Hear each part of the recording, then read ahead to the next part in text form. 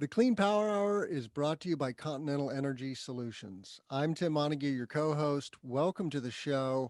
Today on the Clean Power Hour, 25 gigawatts of solar in the US in 2021. Yeah, baby. Record solar panel efficiency. We got to get some tech in there, right? World's largest battery, 5 times larger than the second largest. All right. CO2 to food. It's a thing right here in the Midwest. Clean energy mogul Elon Musk was the richest man for a few days, no longer.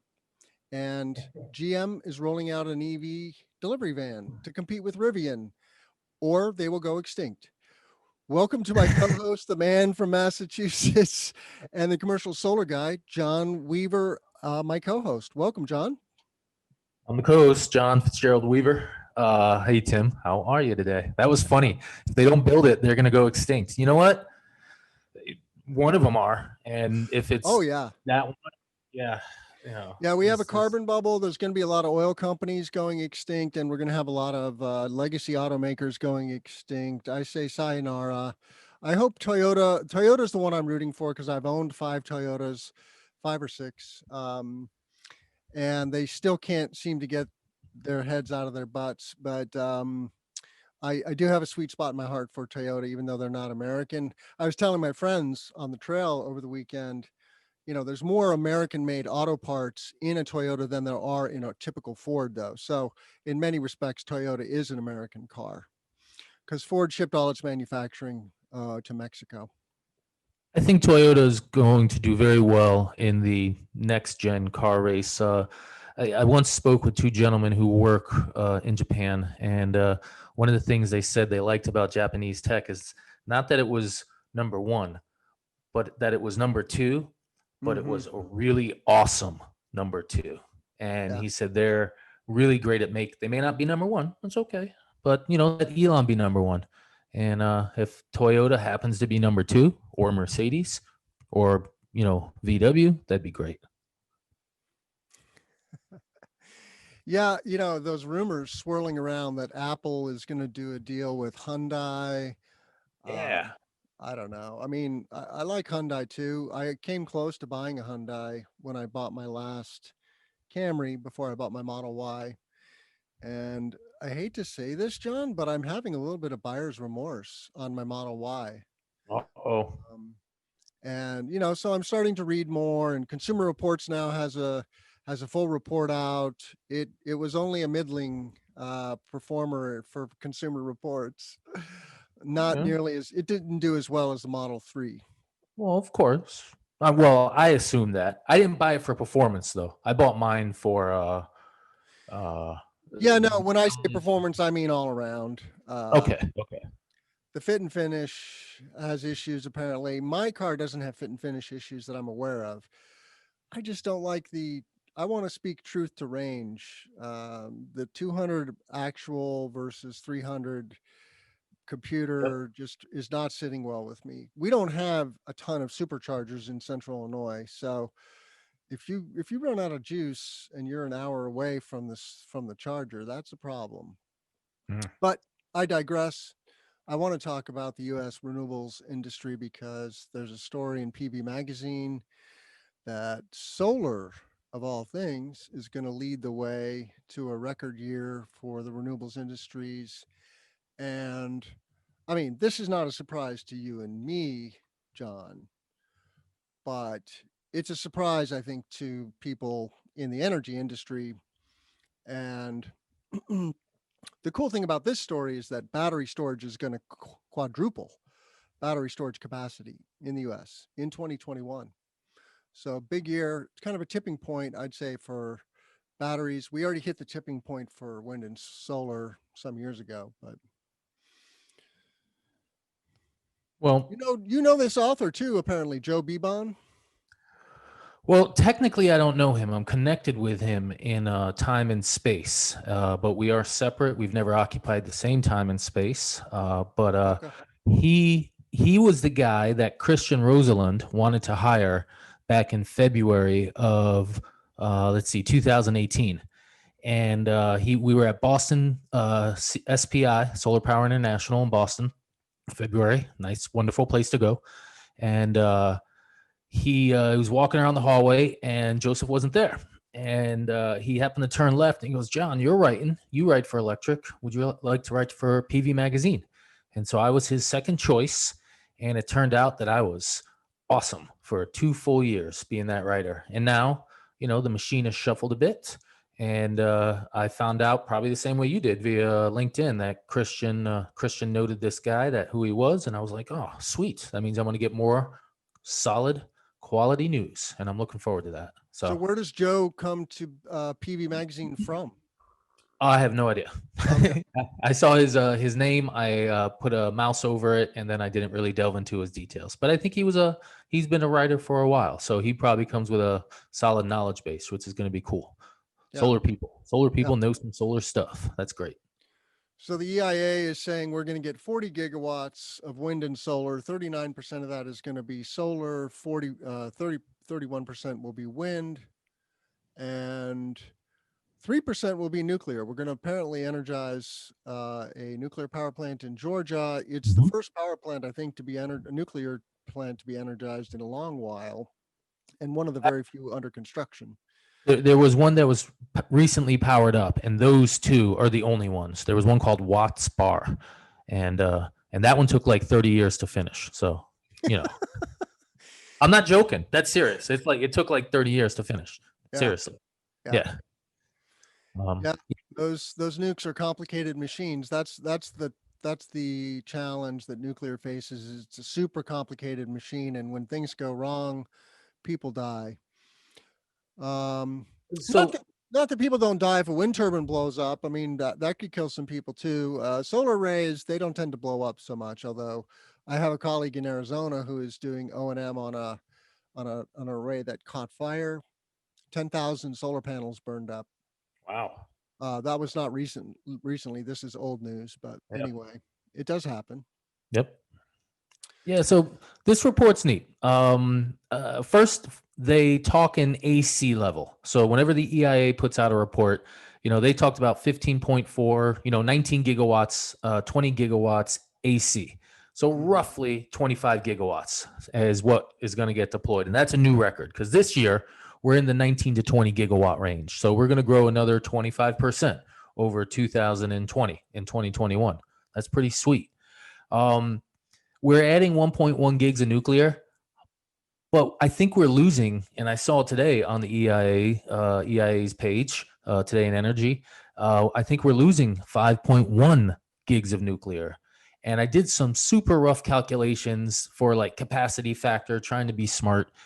And roughly the nuclear that's retiring is its electricity generation is going to be offset by the solar we're deploying. And, on the one hand, we can be like, yeah, we're not missing out on that nuclear. But on the other hand, it'd be like, that's the record year for solar power ever. And it's really only just going to offset these plants. And that's slightly disappointing. And, so it's a good report. I love the data. They came out with the retirements today. There's going to be about 6 gigs of gas built and about 3 to 4 gigs of fossils retired. So it's going to be a net positive of 2 gigs of gas facilities, net negative on nuclear of about 4 gigs, and then, 25 gigs of solar or 20 gigs of wind. I mean, that's just some massive capacity. And, you talked about the batteries, but we're going to talk about the largest battery in the world that came on. And, there's going to be some huge batteries this summer. And I love that report talking about big batteries. So it's a good report. It upset me a little bit to see today's follow-up to it with the nuclear retiring. But, that's why we're building solar, because they can't build the nuclear. And that's why you and I have jobs, Tim. What I love about this graph, I got to put it back on screen though, is that you can see how Texas and the Midwest. Zoom in on that for everybody. Sorry? Zoom in on that. Let us all see that. I can't. Control plus. Hold down control and hit plus. There we go. There we go. Perfect. Okay. Gotcha. So the Midwest and Texas got the chicken pox. Obviously, the coasts Mhm. got the chicken pox too, but the coasts have had the chicken pox for 10 years. That's Yeah. not news, really. Yep. It's news that Texas got the chicken pox. I just saw that wind power now exceeds coal power in Texas in 2020 for the first time. Yep. I So like Texas, 20%. Texas is also coal country, Yeah. and but those green circles you see are wind power plants. Those orange circles are solar power plants that are theoretically getting commissioned in 2021. You never Yep. know. But you see how Minnesota, in southern Minnesota, has a bunch of community solar projects. Illinois has a bunch of community solar and a few utility scale solar projects. And I showed footage of that one down by Carbondale on this show. So anyway, it's a good thing. And if you're in the energy industry, get into wind and solar because that's where the opportunity is, and batteries. Yep. Um, so what's our next story, John? I gotta get back to Eat, my doc. eat pollution. We're gonna eat pollution. Gonna eat emissions. How do you like that? A taco. Would you like one emission taco, Timothy? I would like I'll one take some emission. carbon offsets with my taco. Yeah. Yeah. No, the taco. You're eating the carbon offset. That is the carbon. I mean, you could buy an extra carbon offset, and that would be cool. Pay for the electricity. I like this concept. Yeah. So carbon capture. Essentially, right now, the way I've learned stuff so far, the amount of CO2 and the amount that we are just realistically going to dump with the nature of our progression of our transition means that we will put the Earth in a warmer or maybe even constantly warming but slowly phase because of the density of the CO2. And so everything I read says we got to pull back from our current 450 parts per million to like 350 in order to stabilize the atmosphere at whatever that future number is. And so we have to extract CO2. Okay, well, wonderful idea. First off, that sounds, what are we going to do with it? You're just going to take air out of the air, and where are you going to put it? Well, people like to talk about sequestration, dumping it into the ground. And I just don't trust it because fracking makes earthquakes. And if we start pumping in the volumes of air that we were talking about, I just worry about it. Now, uh, I read professionals who say carbon sequestration should work just fine because here's why, here's how the geology works, and cool. But it still scares me. So I'm a simple person. But if we can take CO2 and do things like turn it into graphene and then build stuff out of graphene or turn it into food, I will fund that development with a percentage of my paycheck every month and just say, listen, guys, uh, here's 1% of my check. I don't need any stock. This is just how you're going to save the planet. And I'm just so excited with these concepts of using CO2 for stuff instead of just saying we're going to put it underground because that just sounds dumb. Um, Yeah, sequestration and pumping CO2 as a liquid under the ground is foolhardy because my dad actually ran the math on this about 15 years ago. And if even just a fraction of that leaks out, we immediately have global warming again. And as we know, the second law of thermodynamics says that things do not want to stay put or organized over long periods of time. And we have to think of thousands of years here, not tens or hundreds of years, but thousands of years. So turning air or CO2 here, I think primarily into a plant-based foodstuff is an interesting idea. ADM is a ginormous ag company here in Central Illinois. They used to have their headquarters in Decatur, which is about 45 minutes from here. Then they moved it to Chicago, like a lot of companies from Central Illinois have done recently. But anyway, they're a born and bred Illinois ag company. They're in the business of ag commodities, corn oil, and corn syrup and soy flour. So you're eating ADM stuff all day long in your groceries. You just don't know the brand because it's not a consumer brand. And I saw that Google also invested in this company, Air Protein, it's called. I put the website up briefly. They got a nice Nice pink website. Um, but I think this food, this veggie food revolution that we're going through is a good thing. And Impossible Foods, that's been in the news so much, and I put them up briefly also that got famous for the Impossible Burger, which they can't keep in stores, and Burger King is carrying it, and my local barbecue joint carries it, and it's fantastic. I've never had a veggie burger that tasted like a real hamburger, but this one does. The Impossible Burger, when it's cooked well, it's awesome, and it's a much lower carbon footprint in general. This is basically negative carbon food if you make if you use electricity from renewable sources, which of course Google, ADM isn't there yet, but all these big corporations are buying virtual power, purchase agreements with wind and solar farms. So I would I'd love to build my futuristic techno utopia with solar panels, some batteries, a 3D metal printer, Elon Musk's future version of the boring machine that's just small enough for personal use to do personal mining, and a shipping container to grow my vegetables, which would be pumped full of excess CO2 to maximize its growth, and then some weird liquid vat where my protein is grown. And if it's grown from the CO2 in the air and my solar panels and rainwater, I don't know. That just feels a little techno utopias cool. That I'd like that. yeah, check out a product called Soylent, just like the movie Soylent Green. I've had that before. I've bought it before. I bought a couple. Yes. It's popular with coders, I think, because they can just sit at their desk and work 24/7, get the bare minimum nutrition they need. I'm of the opinion that that product will probably not go mainstream, but I really enjoy chewing food and tasting it. I don't want to just drink a shake.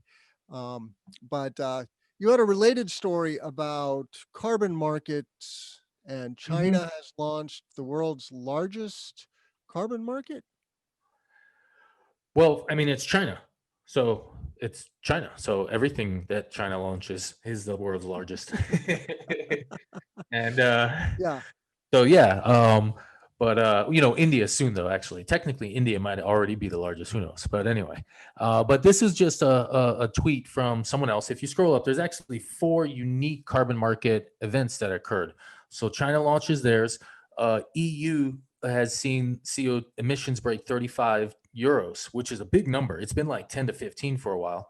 Germany's about to start. Norway's about to jump it. I heard about Canada doing stuff with it. Um, but China, first off, China, that's the world's largest market right now, the largest energy producer, the largest emitter, etc. So for them to be doing it, that's pretty awesome. The In the United States, amusingly, some energy companies are pushing for it, and the reason they're pushing for it is that they want to be the ones who write the legislation and push it, because if they do that, then they can refine the legislation to give it additional strength. For instance, a prior carbon tax suggested that in and of itself would be the only um, legal regulation surrounding emissions, saying that's it. If we give you this, you can't regulate us any other ways. And that's a logic. That's a good, smart political thing. Here, I'll let you regulate me, but I'm going to slip in this little thing.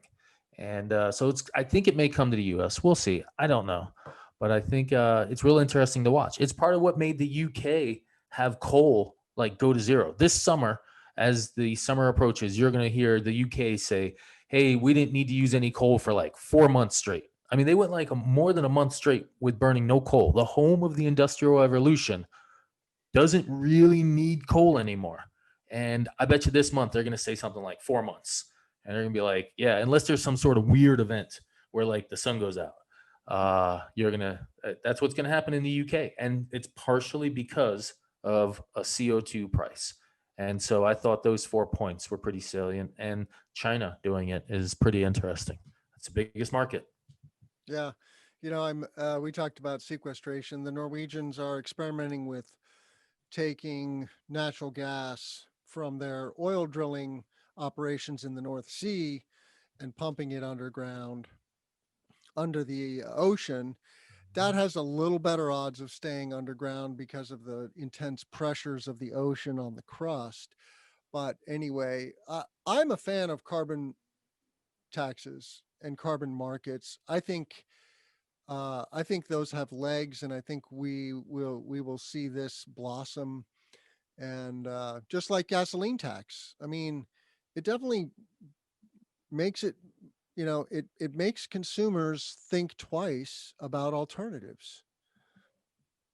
I think I like the concept that they have out there. So they have a carbon dividend, is the way these groups have marketed this technique. But what they're saying is that we'll have a carbon tax and we'll make it so that you are always given back the carbon tax via a dividend payment. So you're going to pay it at the pump. You can make a choice. You can either buy this really expensive, you can buy this more expensive electricity that's green, or you can buy this cheaper, uh, dirty stuff. But that dirty stuff's going to have a tax. So make your choice. You'll pay for it then. But then later, 3 months down the road, we'll give it back to you. This way, we don't hurt your budget on a total level. We just slow you down or affect your decision making at the time of the event. Now, there's a negative there, in that rich people just won't care because it's going to be a trivial dollar amount on the carbon tax. They'll be like, I'll pay for it. Energy costs aren't significant for many of us. So I'm very open to experiments of messing with us. I think a carbon tax could be a good tool among a full suite of tools. In and of itself, it is not the end all be all, because there are too many wealthy people that could just ignore it, and that would really destroy the purpose of the carbon tax, because the world's wealthy are the really the ones who are emitting the most by far, by many multiples. So Right. We definitely are energy hogs, and our carbon footprint is so much higher even than our European brothers and sisters. It's about twice, right? And that just tells you, without sacrificing quality of life, you can cut your footprint in half. But you have to go after energy efficiency and renewable energy like we're going to do under the Biden administration. So let's get at it. You found a cool photo of the Moss Landing storage project yes. on Twitter, and I opened the story. This is the photograph. Yep. Um, Now, there's actually another angle of this that I've seen, and maybe it was even in the video that you showed last week. But the Tesla batteries are really only like 50 feet, 100 feet to the left. Yeah, so if you look over to the left of that image, that big building, that's that same building. And yeah, maybe on the ground, you might be able to see those inverters sitting right there at the base of that building. And so they're right next to each other, and which is kind of cool. And so yeah. that's the You want biggest benefit. inverters to be very close to the, as close as possible, right, to the batteries, um, to avoid line losses. But Big yeah, old piece of copper. I didn't realize that this project was commissioned, at least partially. Phase one has been commissioned now, according to that story by Kelly Pickrell. Yep. And I So think it was actually commissioned in December. yeah, So what excites me is that the Tesla project went up last year. This project went up last year, and we had a few other big projects go up last year. And if we quadruple that volume, that's awesome, because that means like we're just we're gonna see, like, I don't know, whatever it is, we're gonna see some volume, and that's pretty cool. but so I didn't quite follow the headline of the 5X. Is that from this story, or is that a different story? Well, actually, the 5x times the second largest was slightly a mistake. So there was a small window, I guess, where the Tesla battery at Moss Landing might have been the world's largest. Has the Tesla battery commissioned yet? That's what Kelly says. So the On, Tesla, so the battery that I showed you, which isn't the Tesla battery, it's a battery made by Vistra. It's 300 megawatts and 1.2 gigawatt hours. That battery commissioned in December. well, And Vistra is so, the power company. no, Vistra is the owner of the larger battery. of the 1.2. They may be a power company too, but in this transaction, no, actually the power company is PG&E, The Pacific Gas and system, Electric. it says in the story here, the system is located on site at Mhm. Vistra's Moss Landing power plant. Correct. But they're not the power company. Pacific Gas and Electric is. Vistra is just an electric company. They bought the facility. It used to be a gas plant. They may have owned it when it was a gas plant. So there's Yeah, two. There's we're splitting hairs. They're yeah. if you own a power plant, you're a utility. It just depends on what kind of a utility. Okay. Um, Okay. but anyway, so this is phase one is 1,200 megawatt hours, which is Yep. now commissioned. They're going to get that up to 1,600 megawatt hours over the course of phase two Mm-hmm. in 2021. And then they have a permit for 6,000 megawatt hours approved officially that they're hoping to close a deal with the next time PG&E puts up an RFP. Yeah. Okay, so that's the big news, is that they're going to actually Well, quadruple this thing. well, that's not specifically the big news. The big news was that when this project commissioned, the second largest project was a 250 megawatt hour in San Diego. And so 1.2 times 2 or 250 times 5 is about 1.2. So that was the 5x. But I don't know when the Tesla project officially commissioned. So, I can't tell you who was exactly the next one, but the next jump up is going to be 5x more. And that's pretty sweet. That's like two big jumps. That's 25x at via these two batteries of growth over the largest systems. And that's, I don't know, that's a pretty big jump. Yeah. Indeed. I can't get to the Bloomberg story. It's embargoed, but we have a story about Elon Musk. I don't know if anybody didn't notice that news. It's, of course, in the news a lot because he surpassed Jeff Bezos in wealth. I guess they're going to go back and forth like a horse race a little bit here for a while, right? As their company values go up and down with the stock market, they get richer and poorer. But Yeah, those two, it would be wonderful to be battling for first place and occasionally falling behind to second place for the wealthiest person on the planet in a public market.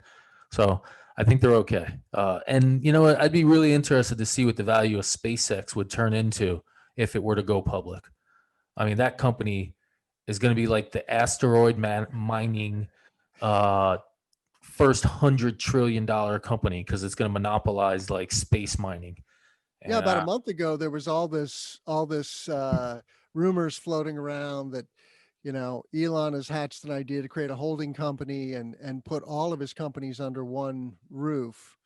All of the Teslarati started making videos about it, and most of them like the idea. I like the idea as long as he doesn't hurt Tesla stockholders. I'm okay with starting to own a piece of SpaceX, and their satellite network is what's going to be the cash cow. maybe What's that service called? Starlink. Starlink. Starlink is, I think, strictly a play to get revenue to go to Mars. That's what Mr. Musk says. That is And I his. saw an interview with an astronaut, I can't remember his name now, who used to work for, no, he still works for SpaceX now. So he was a NASA astronaut. And he said, so he's going to hang out a little bit with Musk. He says, Musk makes all of his decisions based on if it gets him to Mars faster and cheaper, which is pretty interesting. Get your I ass just to wish Mars. I just wish Elon and Jeff would get along and combine forces, because Blue Origin needs some help. Blue Origin definitely is missing the secret sauce that SpaceX has. I mean, they're landing those autonomous rockets like it's nothing now. Every week it seems like there's a landing. And Bezos really hasn't made any mark yet with Blue Origin. He has gotten government contracts officially. I think he's Yes. just moving along a little slower. So Yeah, I'm he's got a piece of the moon landing that's planned for, I don't know, is that 2022? Mm. But And we're gonna. I've seen him. I've seen him in it, so I that's think pretty cool. NASA's And planning to take astronauts back to the moon. Musk is awesome. playing ball with that too. He's created a special version of the rocket for the moon that will go to the moon and then never come back to Earth. It does not have the heat shield to land back into an atmosphere like Earth, so it has to be fueled from space. Hmm. But that's no big deal for Musk. He can do that in his sleep. I'll figure it out. Well, we've used up all the headlines, John. I would like to talk, I guess, briefly about EVs because GM Yeah. did unveil an electric vehicle this morning, which is a delivery vehicle. I'll put it on screen here in a second. I'm not a huge GM fan, but um, there's room for competition in this EV space. Both newcomers and legacy automakers, right, are taking a crack at it. Um, and Rivian has made such a splash getting investment from Amazon and Ford, Hmm. and Amazon plans to make a delivery truck with the Rivian platform. And then, but there's Lordstown. There's a handful of these startup automakers now that are going after pure ground up new EV platforms. This is a General Motors has created a separate division. I'll find the name here in a second, but there's the concept. Little FedEx truck, not a bad looking vehicle. I could see that being a decent RV also. The van dwellers will be happy with an EV van like that. It looks like it's a good platform. Looks like the back piece of that thing could come off, and they could do all kinds of stuff with that structure. GM has a plan to invest $27 billion in electric and autonomous vehicles by 2025. Wow. And this EV600 will be capable of 250 miles per charge. I don't know what the magic bullet is from a charging perspective for these delivery. This is the last mile, basically, right? For delivery. And I You know also what? would like. I bet a Go ahead. killer app. I bet a killer app would be that you have the supercharger, super duper charger while they're loading the van. Yeah. And it's got the key is that it's got to be able, the charge has to be able to last emptying the van and then get enough juice back during the repackaging of it. Unless you have like some race car driver type dudes repackaging the van. And then, if you have those type of F1 dudes who just like, they just flick their hands and the tires come off and on. Well, I can't compete with that. But some sort of game like that where, it recharges 80% in 20 minutes. And did you see the news about NIO? The Chinese automaker, which is all in the news, Mm-hmm. they announced a new car with fast charging. They call it solid state battery technology. Yeah, the ET7. I'll show this on screen. Um, so NIO is an interesting company. It's public. You can invest in NIO today. And I know many YouTubers who think it's a very legitimate investment. And I've been learning about the platform. This is a battery swapping model. You actually don't buy the battery when you buy the car, and then you take it to a charging station, which is a container that lifts the car up, drops out, and swaps out the battery. And a technician does that for you. You don't operate the vehicle for that exchange, and it takes 10 minutes. And so it's the apples to oranges approach. Instead of plugging in, you swap. And um, they've got a certain sex appeal. It's not unlike a Porsche. Honestly, this car here, the ET7. Isn't this the Tesla clone company? Yes, I guess some people refer to Neo as a Tesla clone.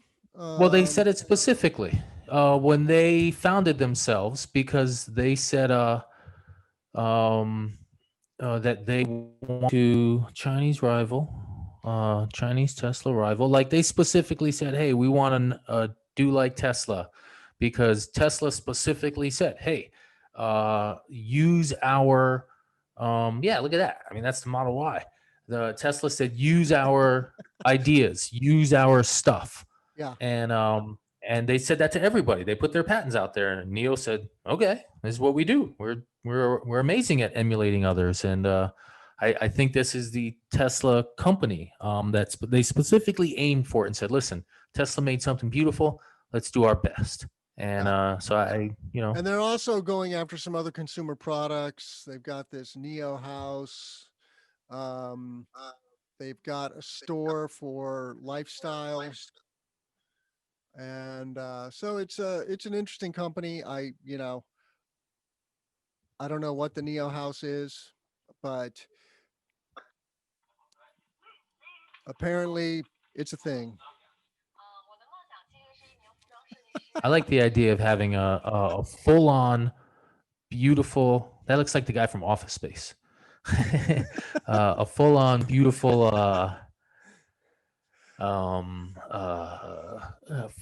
futuristic energy house. I saw a neat piece of hardware that came out from Schneider recently. It was a new home electric panel, and it was a great home electric panel. And I was just like, wow, really impressive. And it reminds me of there's another called Span. They're a company that came out of Tesla. They made an electric panel that's next gen. Really interested in electric panels being where smarter. the breakers are like variable size, more electronic. Yep. Yeah. Like I'm reading an article right now, written by Vibrant.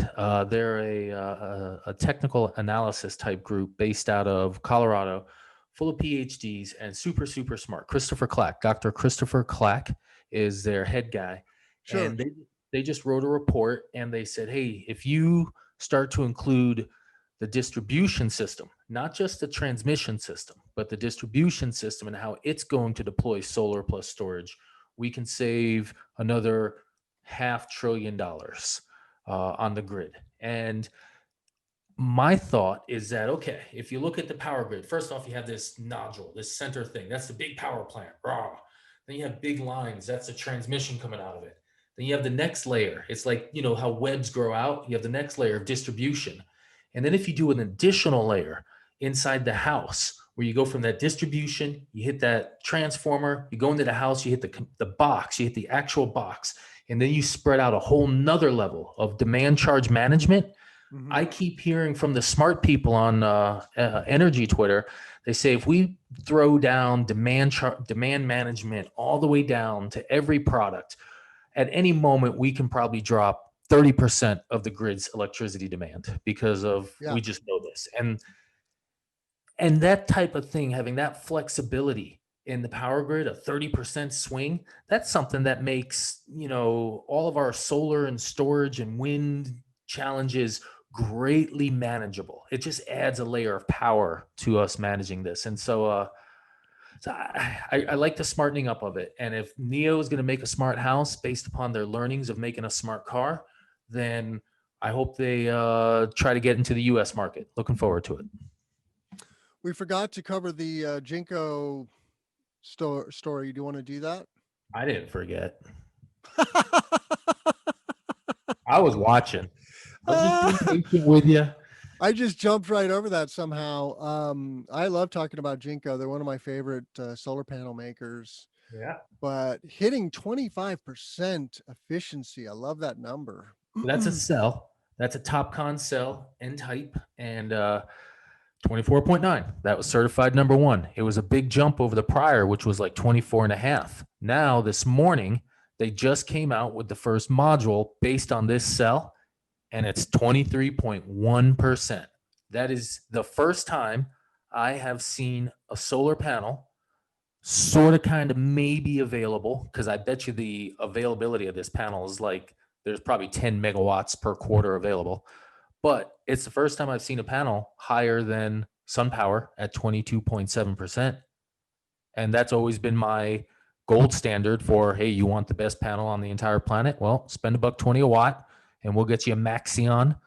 And, there you go. But this is the first time, I think, sun power has been toppled, and and I look forward to it happening again and again and again.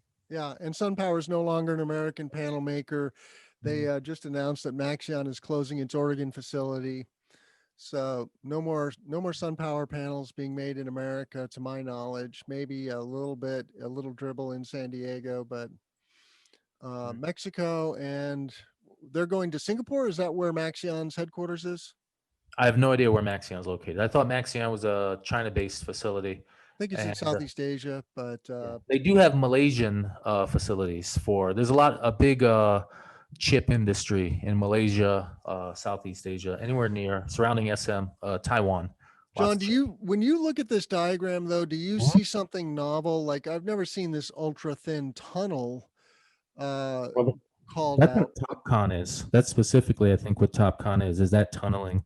Okay. Um, a lot of these things, this is pure chemistry. It's beautiful stuff, and these layers and these refinements are where the magic's found. And they do these little magical things with their machines, and then they build one machine in the world that can do it.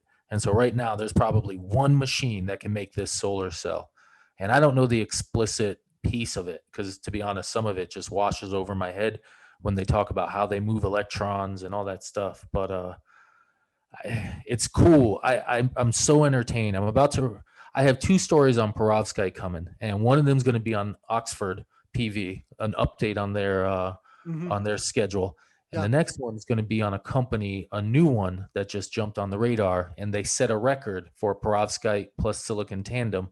They only had it for like a month, and then Oxford PV broke the record again. I felt bad for him, but in their story, they talked about how they built their first chip and it was only like 25%, and they said, there's all these things we see that we could do better to get it to the next level.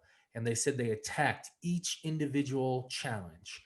And I want to talk to them about what those little challenges are as you develop a solar cell. Like, what happens? It's like, so your first thing is, my electrons aren't moving fast enough when they leave the silicon. I don't know, something like that. And then they add this layer. And they dissipate here. So they add this material. Oh, it's not moving fast enough here. So they add silver. And I want to write this article and see the steps that they took just so I can better comprehend it. Because this is magical stuff. I mean, we're literally laying out atom by atom by atom type of stuff and saying, okay, let's build pathways for electrons. And I just think it's so cool what this product is. The base of a solar panel. I mean, it just sits there, but the way we make it, it's almost like magic. It is like magic. It's astounding that you can get so much power for our, society from sunlight to electricity. It's wonderful, and as Jiggershaw likes to say, we have the technology. We just need to deploy it. There's also an emerging story, and I think we've hinted at this before. I'm not completely familiar, but there's this guy named Perez who's done an analysis of the grid globally, and he's Yep. arguing that we need to overbuild the solar tremendously, which allows us to reduce the amount of storage needed. Yep. And I'm very intrigued by that.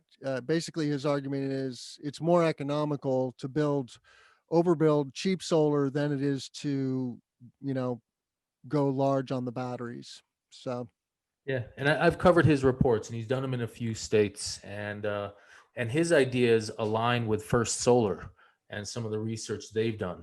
What First Solar likes to do is overbuild, and then use that excess energy to do other things and offer other services, ancillary grid balancing type services, and it's pretty interesting. I think overbuilding is going to become a thing, and overbuilding when coupled with DC coupled with batteries becomes a power plant.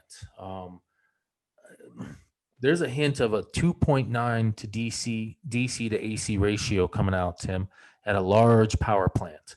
And I saw a hint of it in an article, and it was being built by a company, 8 Minute Solar Energy, who in an mm, interview with me gave me sort of kind of a hint that we might see 10 to 1 or 6 to 10 to 1 DC to AC ratios with 10 to 15 hour batteries.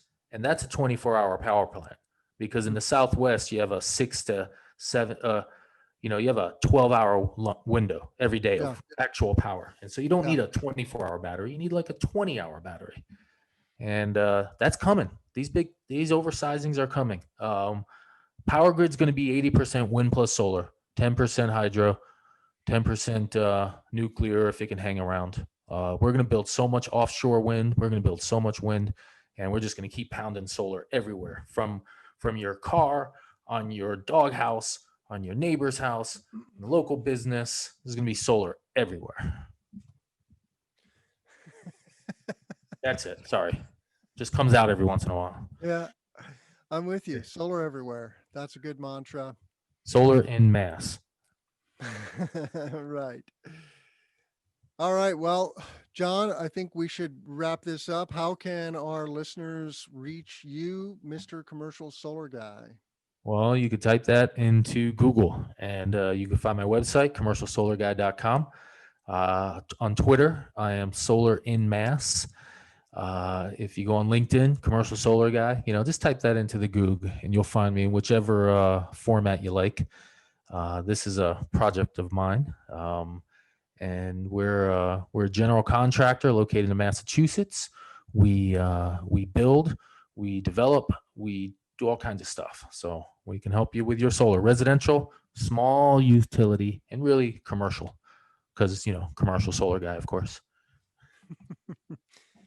I'm Tim Montague. You can reach me at Continental Energy Solutions, cesnrg.com/videos is where all of this content lives. I'd like to point out that Jigger Shaw came on the show again. We just dropped that video this morning. We're talking about the Biden administration, and what Jigger predicts is $1 trillion of private capital that's going into the clean energy transition now on an annual basis until 2035. So we are talking about how AHJs and other industry, for example, can take advantage of this opportunity, which is pressing and real.